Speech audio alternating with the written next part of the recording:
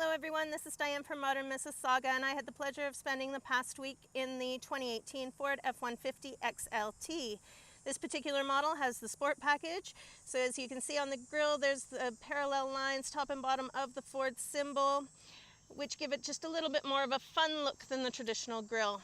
Behind that is a 2.7 liter EcoBoost V6 engine, which puts out 325 horsepower and 400 pound-feet of torque, which is up from 375 pound-feet of torque for the 2017 model.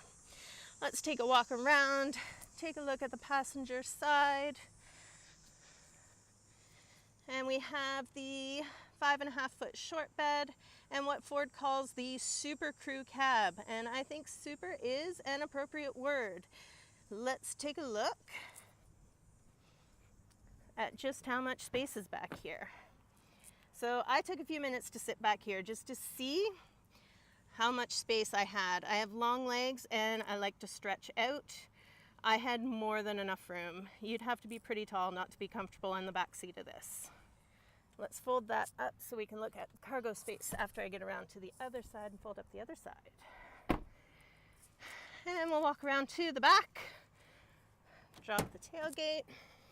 This is the short 5.5-foot bed. It is the box is 1495 liters and has a payload capacity of 2,250 pounds. We have a few tie downs with the packages involved in this particular model. There are 4 tie downs at the corners of the bed. I'll lift that up. Down here you've got your trailer hookup, and this truck can tow 8,500 pounds. Come around to the side, part of the sport package, the FX4 off-road badging. And we'll open up the back again, lift up this seat, and look at all that space. If you don't have any extra passengers, you can really fit a lot inside the cab. Let's take a step back and we will take a look at the interior. Let's take a look at the startup graphics. It's a fun little touch there by Ford. The dash is very nice and big, whole lot of information, but with all that space, it doesn't feel crowded, and you can easily see whatever information you are looking for.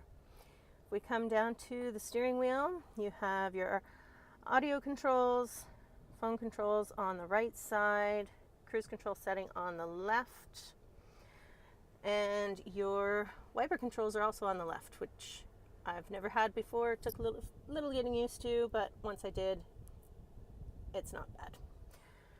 Over here, side mirrors are very nice and big. I moved my nephew for college this week and had the bed quite loaded down. I couldn't see out the rear view, but with side mirrors this large, I didn't miss it much.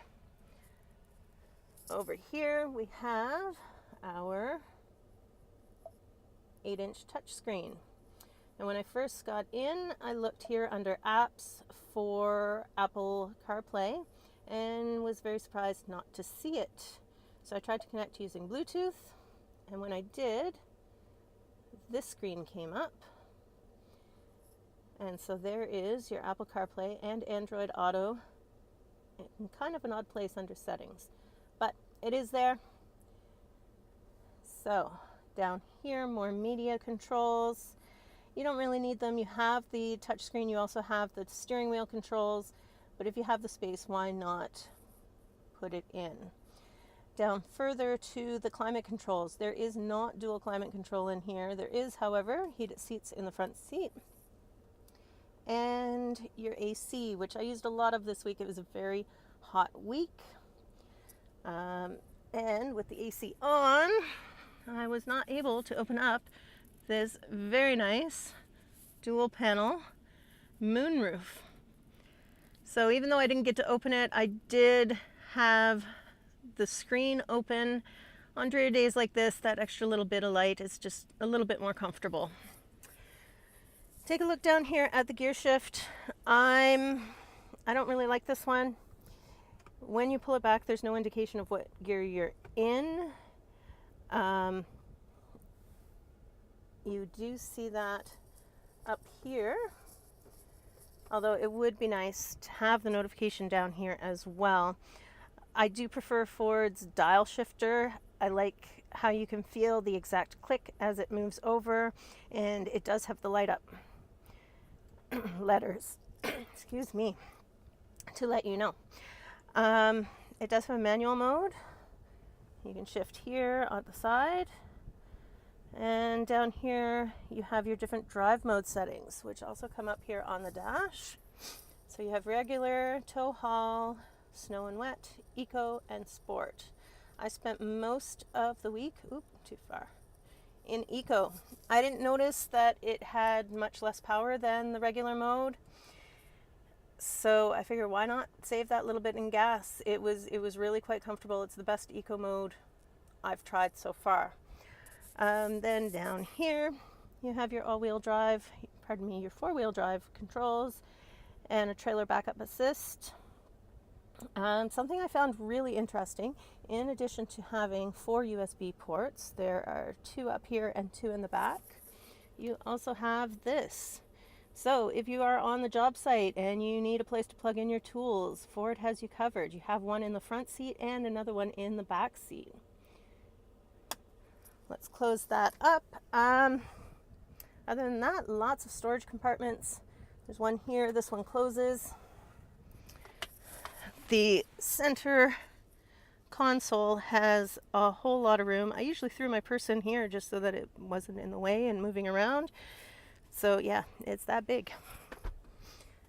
And we will be back with the drive portion. So here we are with the drive portion. I am very pleased with how well this truck handles. We've got a couple turns coming up, and you'll see it corners quite nicely. I wasn't expecting that for such a large vehicle, especially being up so high. And as I said before, I like to have it in eco mode. One thing I don't like is every time you turn off the ignition, whatever drive mode you selected last goes away. So you have to remember to put it back in eco mode if that's where you like it, every time you start the engine again. But it is quite nice. When I get around this corner, I should have a straight stretch, and I can show you that it does have decent pickup even in eco mode. So let's slow down, and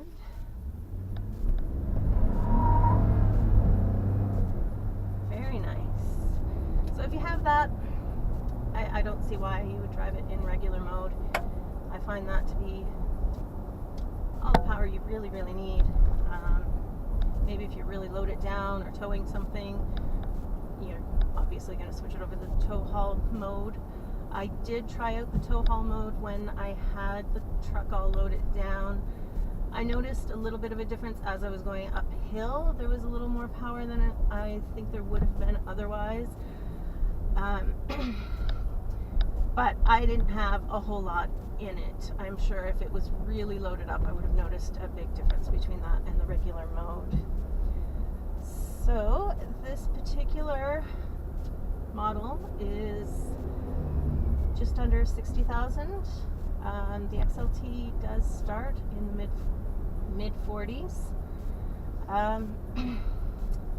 Yeah, not bad for a truck, and it is quite comfortable.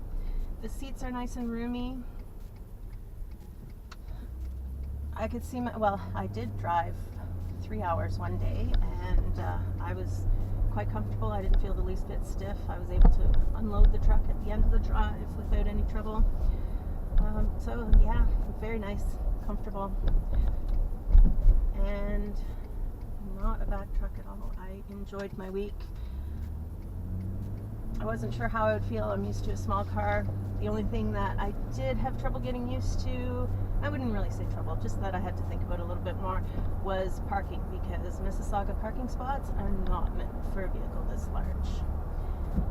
But if you have a need for a truck with the towing and the payload capacity, the Ford F-150 XLT is a pretty good choice. Thanks for watching.